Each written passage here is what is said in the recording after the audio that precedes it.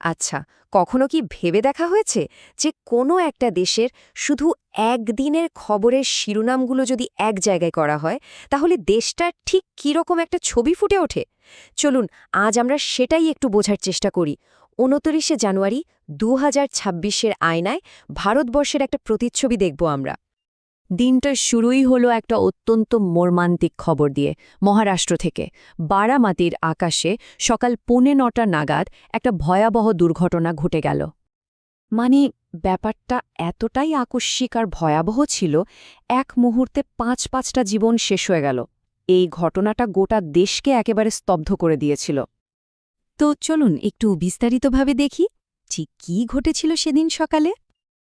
এই দুর্ঘটনায় যারা প্রাণ হারালেন তাদের মধ্যে ছিলেন মহারাষ্ট্রের উপমুখ্যমন্ত্রী অজিত পাওয়ার। তার সঙ্গে ছিলেন ২ পাইলট, ক্যাপ্টেন সুনিতা কাপুর এবং ক্যাপ্টেন শাম্ভবী পাঠক, একজন নিরাপত্তারক্ষী দিব্যদীপ যাদব এবং ফ্লাইট অ্যাটেন্ডেন্ট পিঙ্কি মালি। এখন দুর্ঘটনার কারণ হিসেবে একটা কথা বারবার উঠে আসছিল, মিসড অ্যাপ্রোচ। এখন প্রশ্ন হলো, এই মিসড অ্যাপ্রোচ জিনিসটা কি?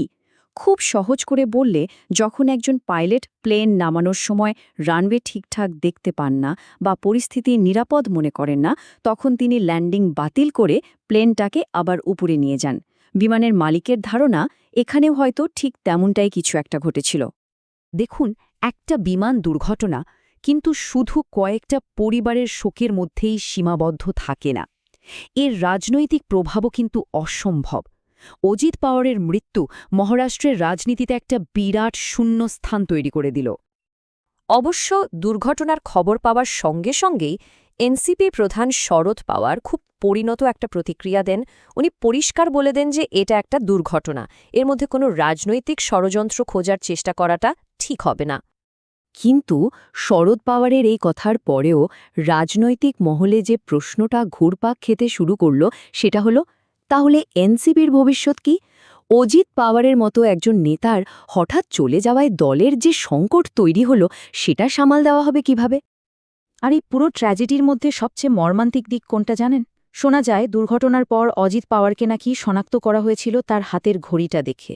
ভাবুন একবার, যে ঘড়ি এনসিপির নির্বাচনী প্রতীক, সেই ঘড়ি হয়ে উঠল তার শেষ পরিচয়, জীবনের সঙ্গেও আবার জীবনের পরেও। একদিকে মহারাষ্ট্রে যখন এই শোকের আবহ, তখন কিন্তু দেশের রাজধানী দিল্লিতে জীবন থেমেছিল না। দেশের শাসন ব্যবস্থা তার নিজের নিয়মেই চলছিল। এই ছবি দুটো দেখুন। একদিকে দুর্ঘটনার ভয়াবহ আগুন, আর অন্যদিকে দেশের সর্বোচ্চ আদালত, সংসদ, যেখানে দেশের ভবিষ্যৎ নিয়ে আলোচনা চলছে। এটাই হয়তো ভারতবর্ষ। শোক আর কর্তব্য এখানে একসঙ্গেই চলে। সেদিন দিল্লিতে সংসদের বাজেট অধিবেশন শুরু হয়েছিল। রাষ্ট্রপতি দ্রৌপদী মুর্মুর ভাষণের মাধ্যমে অধিবেশনের সূচনা হয়। ঠিক হয় ১ ফেব্রুয়ারি কেন্দ্রীয় বাজেট পেশ করা হবে। আর বিরোধী দলগুলো মনরেগার মতো বিভিন্ন বিষয় নিয়ে সরকারকে প্রশ্ন করার জন্য তৈরি হচ্ছিল।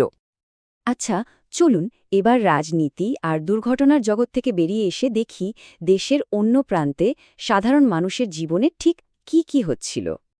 ওই একই দিনে জাতীয় স্তরে কিন্তু আরেকটা বড় বিতর্ক চলছিল। বিষয়টা ছিল বিশ্ববিদ্যালয় মঞ্জুরি কমিশন বা ইউজিসির নতুন নিয়মকানুন নিয়ে। উচ্চশিক্ষা প্রতিষ্ঠানগুলোর জন্য আনা এই নিয়মকে ঘিরে সারা দেশে রীতিমতো তোলপাড় হচ্ছিল। বিতর্কটা ছিল দুভাগে বিভক্ত।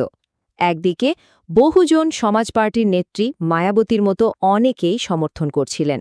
তাদের বক্তব্য ছিল কলেজগুলোতে জাতিগত বৈষম্য শেষ করার জন্য এই নিয়মটা জরুরি। আবার অন্যদিকে বিরোধীরা বলছিলেন যে এই নিয়মগুলোই আসলে বৈষম্যমূলক এবং নির্দিষ্ট কিছু গোষ্ঠীকে টার্গেট করছে। আর এই বিতর্কটা যে কতটা বড় আকার নিয়েছিল তা বোঝা যায় যখন ব্যাপারটা দেশের সর্বোচ্চ আদালত অর্থাৎ সুপ্রিম কোর্ট পর্যন্ত গড়ালো।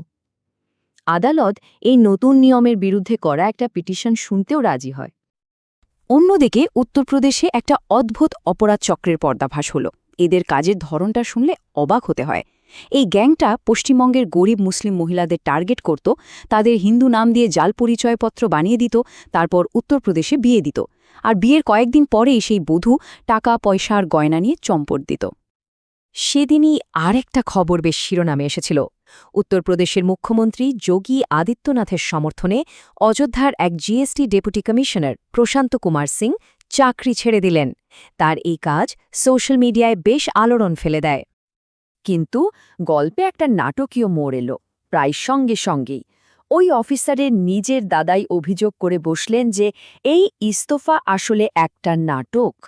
আসল কারণ নাকি একটা জাল প্রতিবন্ধী সার্টিফিকেট ব্যবহার করে চাকরি পাওয়ার ব্যাপারে যে বিভাগীয় তদন্ত চলছিল সেটা এড়ানো। তাহলে দেখুন কি কি দেখলাম আমরা। শোক, রাজনীতি, বিতর্ক, অপরাধ সব মিলিয়ে ২৯শে জানুয়ারি ২০২৬-এর ভারতবর্ষের ছবিটা ঠিক কেমন ছিল। দিনের পুরো ছবিটা হয়তো এই দুটো দৃশ্যেই ধরা যায়। একদিকে মহারাষ্ট্রের বিমান দুর্ঘটনার আগুন, তো অন্যদিকে কাশ্মীরের সোনামার্গে ভয়াবহ তুষারধস। রাজনৈতিক ট্র্যাজেডি আর প্রাকৃতিক দুর্যোগ একই দিনে একই দেশে। শেষ পর্যন্ত প্রশ্নটা কিন্তু এটাই থেকে যায়, একদিনের এই খণ্ডচিত্র একটা দেশ সম্পর্কে ঠিক কী বলে?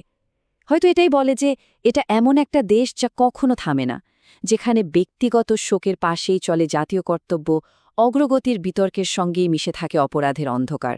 আর এই সব বৈপরীত্যের মধ্যেই হয়তো ভারতের আসল পরিচয়টা লুকিয়ে আছে।